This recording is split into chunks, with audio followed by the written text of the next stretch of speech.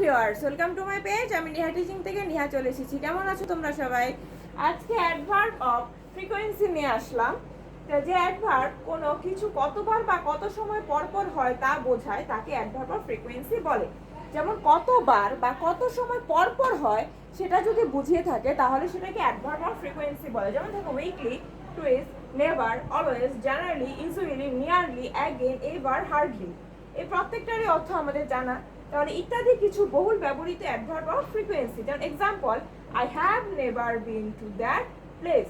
এ দেখো, নেভার কত সময় বা কতবার হয়েছে সেটা যদি পরপর বোঝায় তাকে সেটা হচ্ছে অ্যাডভার্ব অফ ফ্রিকোয়েন্সি। তাই অ্যাডভার্বটা আজকে আমি এখানেই শেষ করলাম। নেক্সট ভিডিওতে আবার তোমাদের জন্য অনেকটা কিছু নিয়ে আসবো। তাহলে তোমাদের যদি ভালো লাগে তাহলে লাইক, কমেন্ট, শেয়ার করো। YouTube channel Niha teaching page সেখানে সাবস্ক্রাইব করো।